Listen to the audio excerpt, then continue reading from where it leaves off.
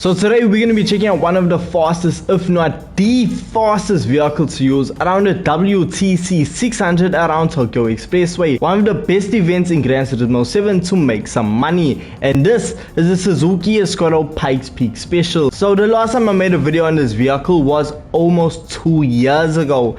And back then it was the fastest way to make money in Gran Turismo 7. So let's see if it's still as fast. So to get this vehicle to be under 600 performance points, well, you need to do a bit of trickery when it comes to the tuning. If we take a look at the tuning sheet, well, we see it has an interesting setup. For tire compounds, we see for the front we have comfort hard tires. For the rear we are on racing intermediates. Then when we head on over to suspension, we see the vehicle has 75.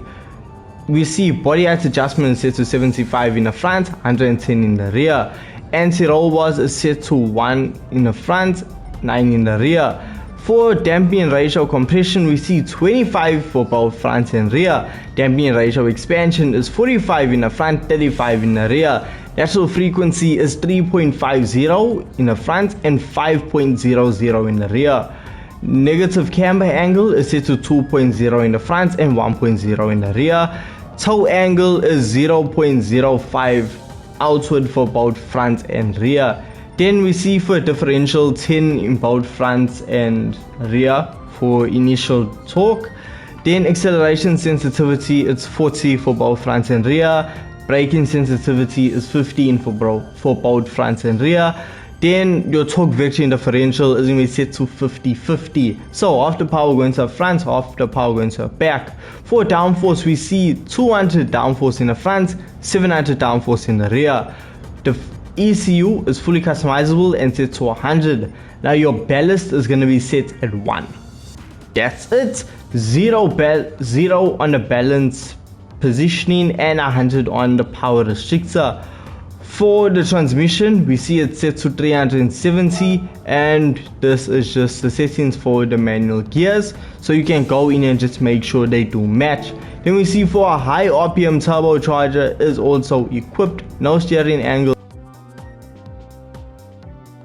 Because the Suzuki Escort Pikes Peak Special vehicle is a race car, so you can't really upgrade the engine, but even without upgrading it, the vehicle produces 1186 brake horsepower and comes in at a weight of 801 kg.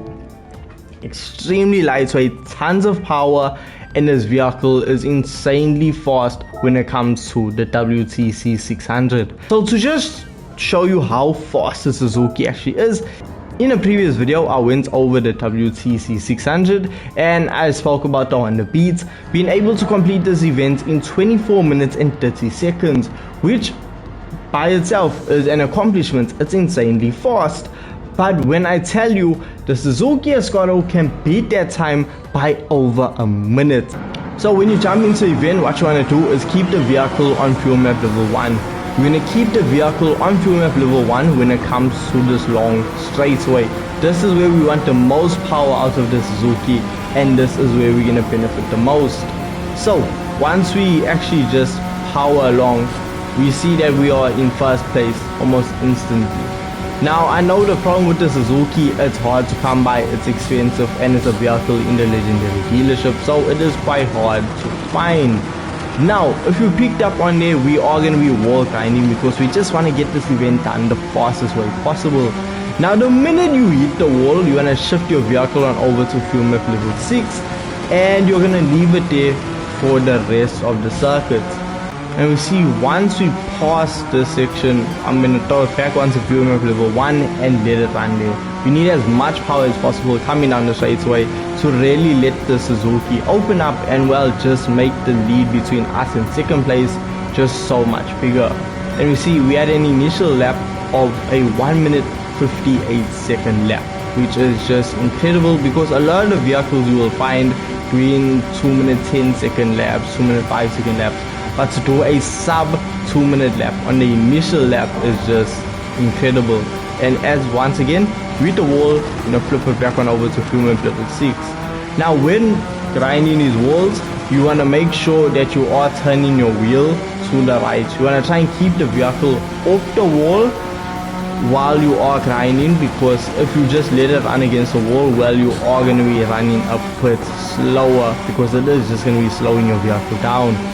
So when it comes to which walls you grind, it's completely up to you, but what you want to avoid is just fully slamming into the wall, because it will cause damage to the vehicle, which will slow you down.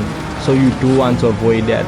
What you can do is follow the route that I'm taking. I know it works. And when we come up to the hairpin corner, this is where it's crucial that you have to be extremely careful.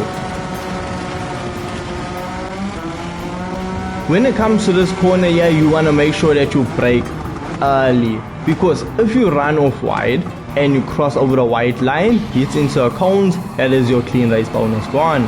If you cut too far in on that same corner, that is going to be your clean race bonus gone.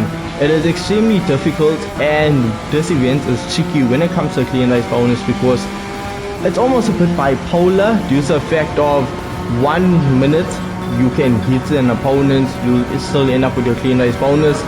Next race, it's a different story, and you still end up with 550,000 credits, which is still a lot of money, but honestly it's not 825,000 which you're supposed to get.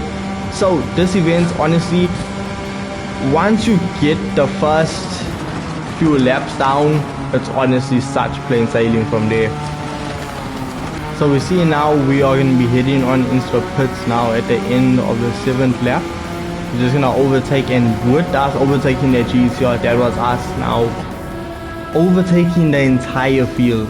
So now that we're in the pits, what we're going to do, we cannot change tire compound, we cannot put new tires, but even with our intermediates being completely worn out, we still sitting blistering fast lap time. So what we're going to do, yes, it suggests that we're going to have the fuel there, but what we are going to do is just fill it 100%. That's fine, we can let the cars go flying past, we can overtake them. It's not a hassle, not an issue. So that's exactly what we're going to do right now.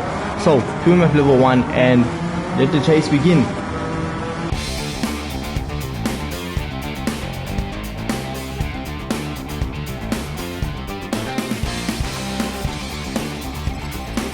So now that I'm on lap 11, what I'm going to do is just leave the vehicle on fuel map level 1, because as you can see I have half a tank of fuel still remaining, so I have more than enough fuel to burn. So it should carry me for both lap 11 and 12. So both of these final laps are going to be full speed, max power.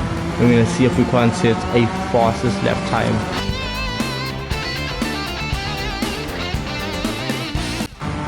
Look at that, we have so much fuel remaining, 25% of fuel remaining.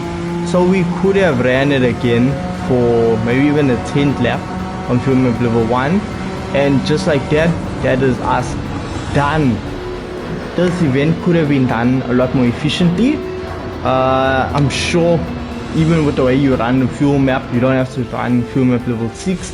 Even with me not having the best attempt at it, I still managed to complete it in a 23 minutes and 3 second run, which is just, I mean, it's almost a minute and 30 seconds faster than on the beats, which I said was incredibly fast. So that's why I say this is one of, if not the fastest car to use around this event. And if you have it and you're not using it, you are missing out. Unfortunately, if you do not have this vehicle, well, apologies, but hey, you are just gonna have to wait or try something else around this event that's extremely fast. My recommendation obviously is going to be the Honda Beat. But hey, let me know your thoughts and opinions of this vehicle in the comment section down below with the tune. And yes, let's go, 825,000 credits. That is our clean race bonus also completed. So let's go, almost now at 48, almost at 49 million credits. So honestly, couldn't be happier. So with that being said, I think I'm going to wrap it up here, and I'll catch you guys in the next video. Peace.